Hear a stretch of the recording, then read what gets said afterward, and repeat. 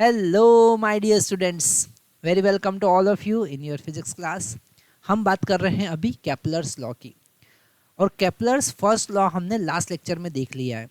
Kepler's first law के according सारे जो प्लैनेट है सन के अराउंड इलेप्टिकल पाथ पर रिवॉल्व करते हैं और सन उनके एक फोकस पे प्रेजेंट है। वो इलेप्टिकल पाथ जो है उसके एक फोकस पे प्रेजेंट है। और हमने ये भी देखा कि ऐसा क्यों होता है, क्योंकि एलिप्टिकल पाथ में एक्सेंट्रिसिटी 1 से कम होता है। और ऐसा जब एक्सेंट्रिसिटी 1 से कम होता है तो ऐसे सिस्टम बाउंडेड सिस्टम होते हैं। चूंकि हमारा सोलर सिस्टम एक बाउंडेड सिस्टम है, इसलिए सारे प्लैनेट जो है वो एलिप्टिकल पाथ पर रिवॉल्व करते हैं। ये हमने देखा था।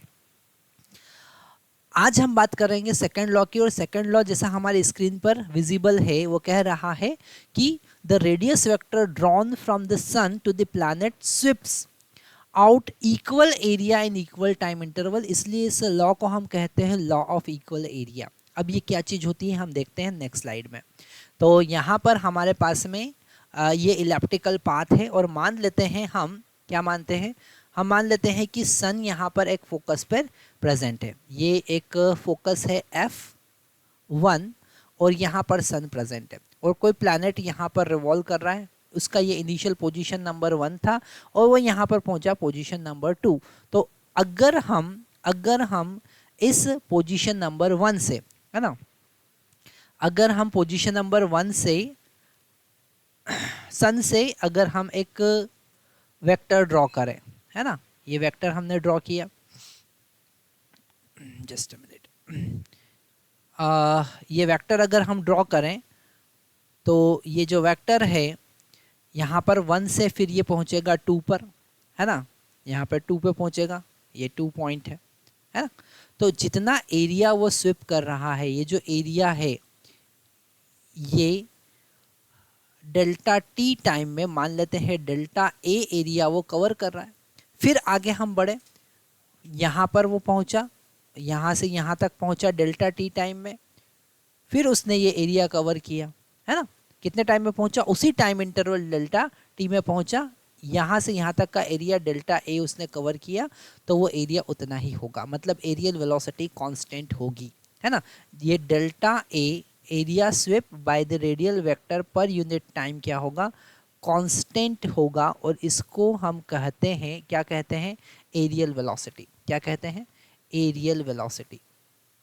Areal velocity, okay. ये क्या होगा, कांस्टेंट होगा। ये पहला कॉन्सेप्ट। पहला कॉन्सेप्ट क्या है, एरियल वेलोसिटी कांस्टेंट होगी। कोई अगर आपसे पूछे कि what is the Newton second law, तो आपको क्या कहना है, एरियल वेलोसिटी रिमेन कांस्टेंट। इसका मतलब क्या है, equal area swept in equal time interval, areal velocity constant होगी। अच्छा, अब इसको प्रूफ भी कर सकते हैं।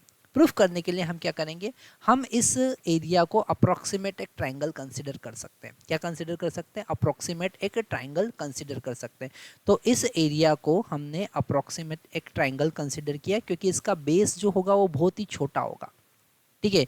तो ये जो लेंथ है इसको हम अप्रोक्सीमेट बेस कंसिडर कर सकते हैं और ये जो लेंथ होगा, जो बेस होगा, वो v इंटू डेल्टा टी होगा, ओके। और इसका हाइट जो होगा यहाँ से वो अप्रोक्सीमेट r के बराबर होगा, रेडियल वेक्टर के मैग्नीट्यूड के बराबर होगा, है ना। तो अगर हम एरिया अब फाइंड करें, अगर हम एरिया फाइंड करें तो वो क्या होगा, वो होगा 1/2 height that is r divided by base that is v delta T, okay. अगर हम यहाँ से delta a divided by delta T find करें, अगर हम यहाँ से delta A divided by delta T find करें तो हमको क्या मिलेगा, हमको मिलेगा 1/2 r इंटू वी, ओके। इतना हमको समझ में आया। हमने क्या किया, हमने पढ़ा कि एरियल वेलोसिटी कांस्टेंट होता है, तो हमने एरिया फाइंड किया और एरिया फाइंड करने के लिए हमने उस एरिया को अप्रोक्सीमेट ट्राइंगल कंसिडर कर लिया, क्योंकि जो वो distance delta T differential time में जो डिस्टेंस कवर करेगा, जो उसका बेस बनेगा वो बहुत ही छोटा बनेगा as compare to the radius. उसकी डिस्टेंस, अब प्लैनेट तो बहुत दूर है और वो डिस्टेंस जो कवर करेगा वो छोटे से टाइम में तो बहुत कम डिस्टेंस कवर करेगा ना। तो हमने उसको अप्रोक्सीमेट ट्राइंगल कंसिडर किया और ट्राइंगल का एरिया कितना होता है, 1/2 हाइट इंटू बेस, और बेस कितना हो गया, v इंटू डेल्टा टी। यहाँ से हमने ये अप्रोक्सीमेट कैलकुलेट किया। अब हमको पता है कि linear moment angular momentum conserve होता है by conservation of angular momentum, by conservation of angular momentum, angular momentum. अब यहाँ पर हमने एंगुलर मोमेंटम के कंजर्वेशन का कॉन्सेप्ट यूज़ किया, L equal to M V R. Okay, क्या यूज़ किया? L equal to M V R. और यहाँ पर हम V इंटू आर का वैल्यू कैलकुलेट करेंगे जो कि होगा L डिवाइडेड बाय M, और वो V इंटू आर का वैल्यू यहाँ पर पुट कर देंगे। ये वैल्यू हम यहाँ पर पुट कर रहे हैं। तो जो areal velocity delta A divided by delta T आया वो कितना आया? 1/2 L बाई एम, है ना? कितना आया? 1/2 L बाई एम।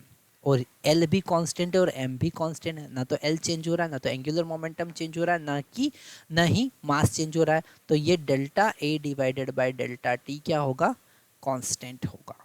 ओके, है ना?